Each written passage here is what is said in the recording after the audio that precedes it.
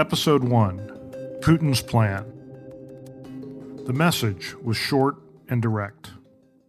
I should not go back to Moscow because I was going to be arrested at Sheremetyevo Airport. That's what Bruce Missamore heard when he answered his phone during a business trip to London in 2004. Missamore was a finance executive who'd been hired 3 years earlier by Yukos, Russia's then second biggest oil company. Yukos had aspirations of being listed on the New York Stock Exchange, and it needed an experienced American chief financial officer to implement Western accounting standards and Western-style business practices. That's what Missamore thought he would be doing when he and his wife moved to Moscow. Instead, he found himself with a front-row seat to the world's largest state-sponsored theft. If you want to understand the story behind the story of Russia's invasion of Ukraine, you can draw a straight line back to the Yukos Affair. I think Yukos was the start of him trying out, well, let's see what the West will do and what the West won't do. And here we are today in the inaction on behalf of the Western powers to let him do this. I'm Lauren Steffi. Welcome to the first episode of Putin's Oil Heist, an insider's account of the Yukos Affair. The early 2000s were an optimistic time for Russia.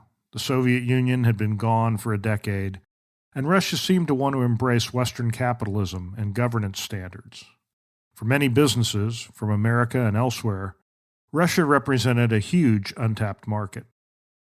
Foreign investment would boost the Russian economy and the living standards of the Russian people, and U.S. companies would expand and make lots of money. Or at least that's what everyone thought at the time. What actually happened, well, that's what we'll be exploring over the next 6 episodes.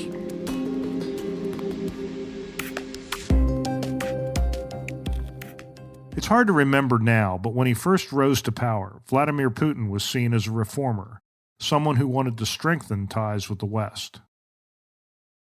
This was 1999. Putin had a year under his belt at the time that I got a call to interview with Yukos, and so I reviewed that whole situation, and it looked like Putin was supporting reforms, and he was then. Things were going well in Russia, and part of my decision for going to Russia was certainly that I would have the opportunity to help Russia modernize itself, bring it into the 21st century at that time, and change Russian government and accounting standards and everything else that we actually did. And it was quite the opportunity to do that, and I didn't see any reason at that time why Putin and his government wouldn't be reformers and continue to be reformers. Of course, that ended in 2003. What happened in 2003 involved Mikhail Hartakovsky, the oligarch who controlled Yukos and who, by that time, was the richest man in Russia. He was also Bruce Missamore's direct daily boss, although in a unique corporate structure, Bruce actually reported directly to the Yukos board of directors. Hartakovsky had grown up in Moscow. He'd been a communist youth leader, and in the mid-1980s, he'd graduated from technical school. In college, he fell in with a group of friends who liked working with computers, and they started a business. Initially started out, they made their money by importing PCs and selling them in Russia. They were all kind of very technical oriented, and Mikhail has always been a gadgets guy. He's the latest gadgets he has to have. PCs were in short supply in Russia at the time, and the business took off. Mikhail Gorbachev asked the Russian Communist Youth Organization, of which Hartakovsky was a leader, to try to rejuvenate and bring Western business practices to a group of failing Russian companies. Hartakovsky and his friends took on the task and became familiar with a number of Russian companies that they later acquired. And there were PCs in Russia, so he imported them and resold them, and they made some capital. With the capital, they started a bank, Menatup Bank, and that became Group Menatup with a number of other holdings. Menatup would become one of Russia's largest banks. After the fall of the Soviet Union, Menatup and other banks engineered a scheme to help keep the Russian government afloat by buying previously state-owned assets on the cheap. Menatup gained control of Yukos, which at the time had substantial oil and gas assets, for about $300 million, plus the assumption of about $3 billion in debt. But like many of the oligarchs that emerged from that time period, Hartakovsky's dealings raised suspicion among many Russians who wondered how so much wealth had quickly become concentrated in the hands of so few people. During the Russian banking crisis in the late 1990s, for example, Hartakovsky protected his own fortune at the expense of depositors and investors, even though he eventually made them whole. You can go back to 98, maybe even 99, and see in the Wall Street Journal he was Russia's bad boy of businessmen. You know, he was doing some pretty nasty things, but he thought he had to do to change things in the company and for Russia. Here's how author Steve Cole described Hartakovsky. He was a man in a hurry with a record of questionable business dealings.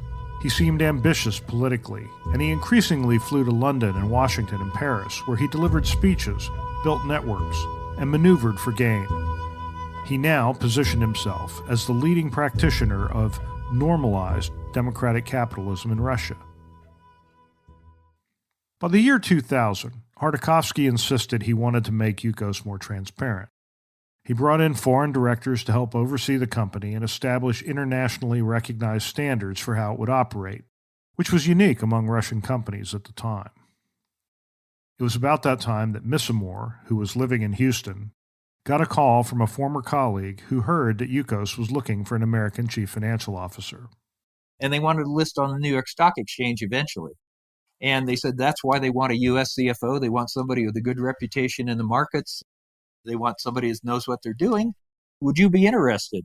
I said, yeah, that sounds like something I'd be interested in, because it wasn't more of the same.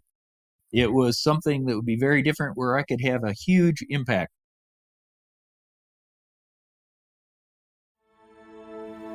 We'll be right back after this.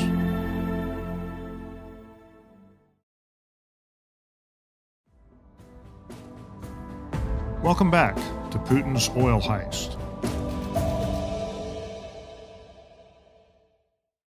Missimor knew about Hartakovsky's past reputation, but after meeting with the oligarch, he was convinced that Hartakovsky had changed. He was also convinced that the oligarch was sincere about the reforms he wanted for Yukos, and perhaps Russian business overall. What had happened is Mikhail had reformed. He had seen the error of his ways, no longer wanted to be the bad boy. Bruce Missimor had spent most of his career in finance, though the Findlay, Ohio native entered Bowling Green State University as a music major. He later switched to pre-law and then to finance, and then got an MBA. After a couple of years in banking, he took a job with Marathon Oil, which at the time was headquartered in his hometown. He worked in corporate finance for a few years and then moved to London, where the company's international operations were based. He became Marathon's international treasurer, returned to Findlay for several years to run the corporate finance division, and in the early 1990s, moved to Houston. In 1983, Marathon had been acquired by USX Corporation, which was formerly U.S. Steel. 10 years later, it moved Missimor to its Pittsburgh headquarters. He found he didn't like the steel company culture, and he took a job with Pennzoil in Houston, where he eventually became vice president of finance and treasurer. Among other things, he was in charge of mergers and acquisitions and oversaw Pennzoil's purchase of Quaker State, which was later merged with Pennzoil's downstream business and spun off to shareholders. He became the effective CFO for the remaining Pennzoil company, which had been renamed Penn's Energy. But it was a tough time in the business. Oil had dropped to $8 to $9 a barrel, which is, of course, people don't relate to that today, $8 to $9 a barrel. I had created a capital structure based on $15 a barrel. We were hurting, terrible. So we went out and looked for a merger partner, and then I ended up creating a merger with Devon Energy, and Devon and Penn's Energy merged. So I took a golden parachute later that year, and that was in 1999. I had entertained a lot of offers to be CFO during 2000 from a number of well-known oil companies. I wasn't enamored by any of them because I couldn't have had a huge impact. I could have done a great job managing, but I wanted someplace where I could have an impact. And along comes Yukos. Missimore took the job, and in February 2001, he and his wife moved to Russia. The country was still shaking off decades of Soviet rule, but they embraced the challenge of moving to a place where they didn't speak the language or could even recognize the alphabet. At the office, Yukos assigned Missimore translators, and many employees spoke English. For a few years, it seemed that Yukos might actually become a model for how Russian companies could do business in the global marketplace. It became the first Russian company to publish quarterly financial statements that adhere to what's known in the U.S. as Generally Accepted Accounting Principles, or GAAP. That's a huge undertaking. But then there was also governance. I wanted to make sure that Yukos was in the forefront of governance in Russia, too. I also formed an investor relations function, and in 2004, I was named the top CEO or CFO in Russia for investor relations because we really concentrated on being transparent. Yukos grew rapidly, and investors and other companies both inside and outside of Russia began to take notice. And in late 2001, Yukos became Russia's largest oil and gas company, and the only large Russian company with no state ownership. We were the fastest growing oil company in the world by rate of production, both percentage and actual production. We were the best performing international equity, both in emerging markets as well as the oil and gas markets. As you indicated, there were seminars in Russia on how to Yukosize yourself, or the process of Yukosization.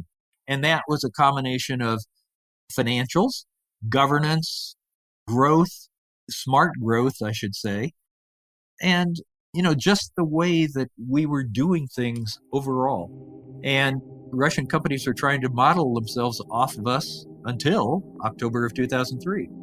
That's when everything Bruce Missimore and his colleagues had worked for would come to a sudden and unexpected end. Be sure to tune in to our next episode, The Arrest.